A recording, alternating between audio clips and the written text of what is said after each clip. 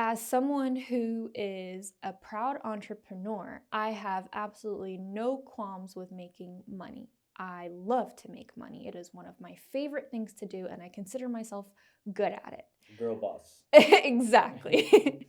Except I don't go into my career making money as my first and foremost goal, because I Right. understand that in order for me to make money as a medical practitioner, that goes hand in hand with my ability to earn the trust of my clients.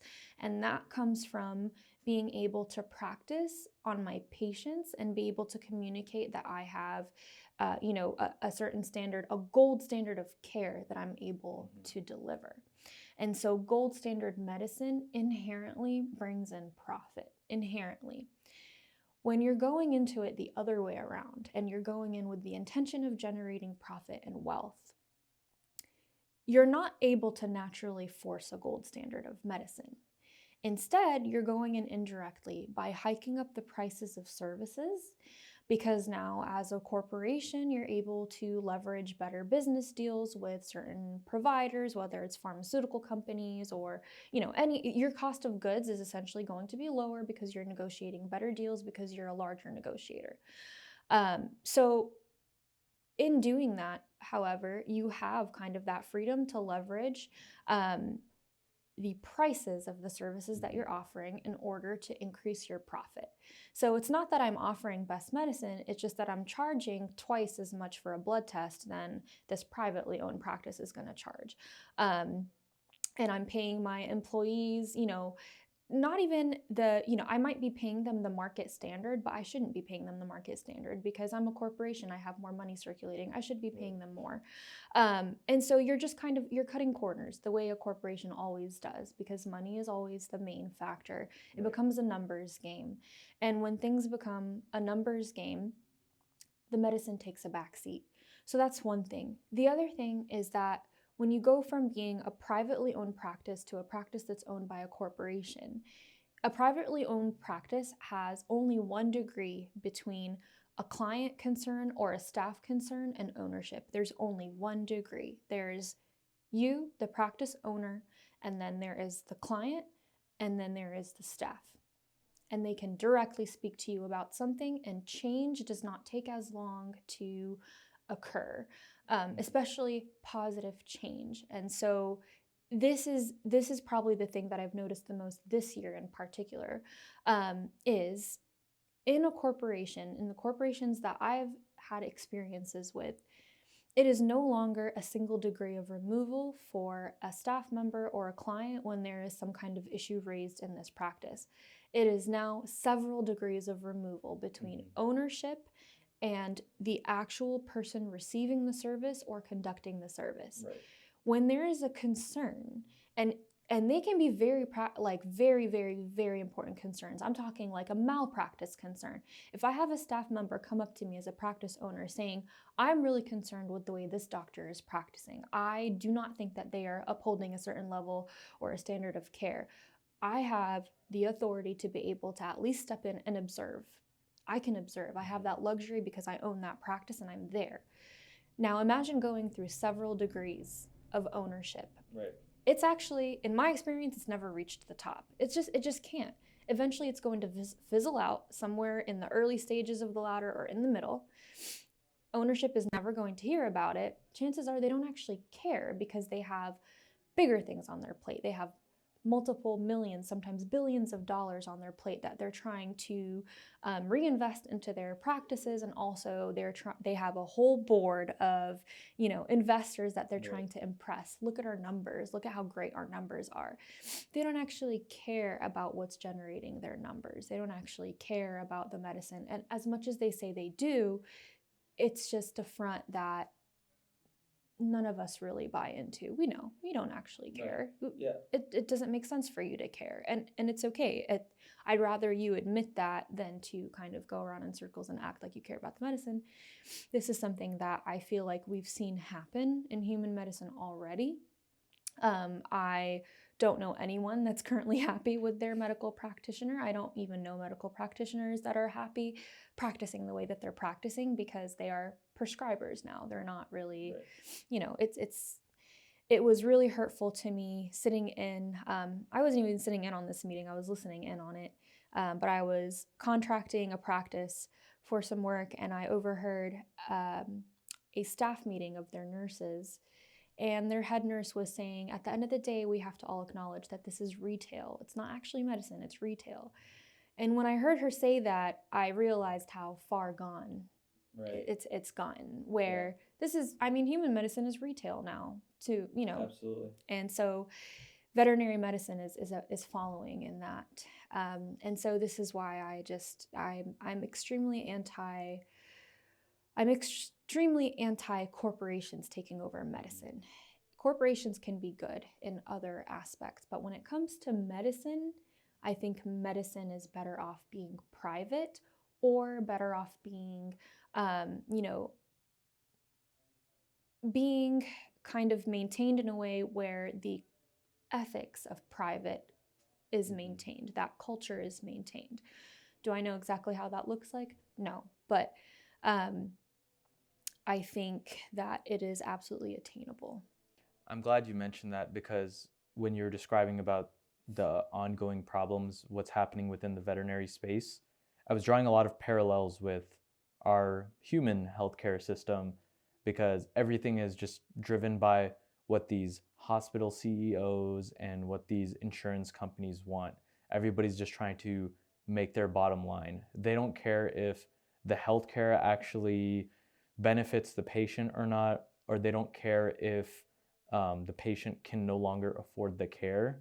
At the end of the day, all right, what is our bottom line? And if you're operating in a way that's very similar to how a corporation would, which is, how do we make our revenue exceed our expenses and make our profits look good year over year? And when you cut back on expenses, and sometimes they're very necessary expenses, and you inflate your revenue by trying to mark up products, hope that people that come in as a patient don't have insurance, or try to get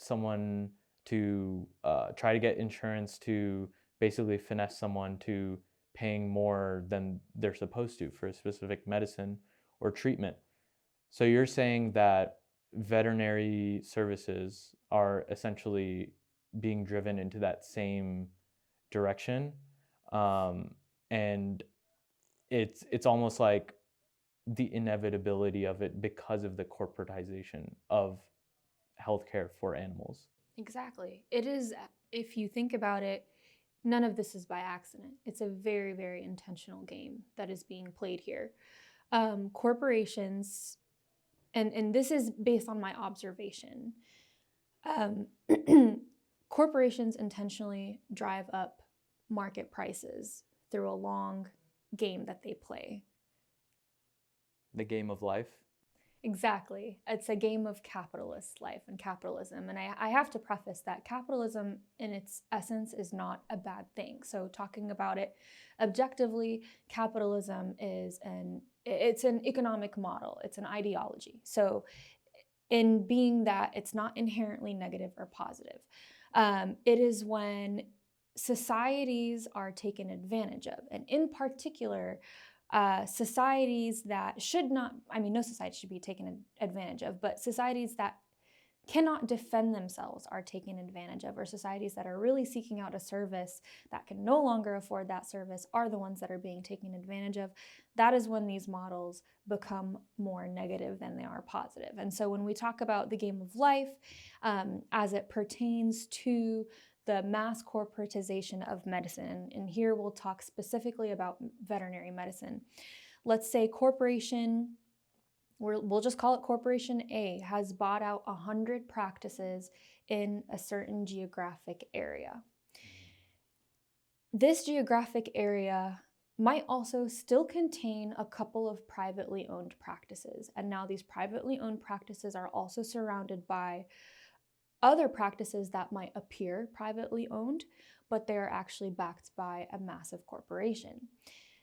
This corporation has negotiating power. It has a lot of power. It's got the power to hire staff and turnover staff and maintain practices that in real life, if this was a privately owned practice, doesn't actually have the funds to be able to keep itself running.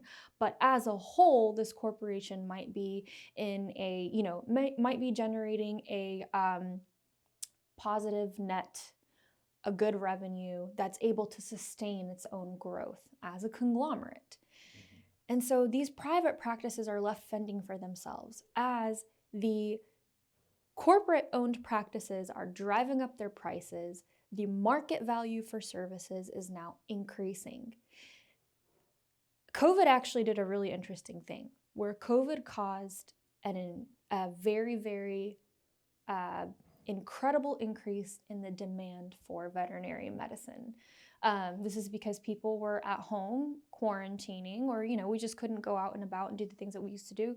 A lot of people adopted companion animals at home. Me, one of them. Exactly. And I know so many people that did. Again, nothing wrong with that. This is great for veterinary business, and it's great in general because I believe that companion animals enrich life in so many ways. But corporations saw that demand. Demand has been driven up. Now the market value of services and supplies has also been driven up. And corporations are fine. They have negotiating power. They can still afford this. What do the private practices do? They're literally they literally have to just go against the big guns now. So if I was able to negotiate, a month's worth of vaccines for my client, my patient base at a certain price, and now this corporation was able to drive up the price to a place that I can no longer afford as a practice and still pay my staff the wages that they deserve and still be able to uphold my maintenance costs, et cetera, et cetera, et cetera. So what we're seeing now is a couple of things. Private practices are giving in to corporations and they're selling. So again, corporate is bleeding into the culture. It is taking over, and now veterinary medicine is reaching a point where it is nearly unaffordable for a lot of people. So that's one thing that's happening. Other things that I've seen happen are private practices are shutting down. They can't keep up anymore. They cannot compete. And the third thing that I'm seeing is just kind of this slow death, a slow, painful death where a practice owner is hard set on not wanting to sell to a corporation. They really, really want to keep their private practice running. They've built it from the ground up. And there used to exist a culture in medicine where once a practice owner is ready to retire, they will sell their practice to another practitioner to take over.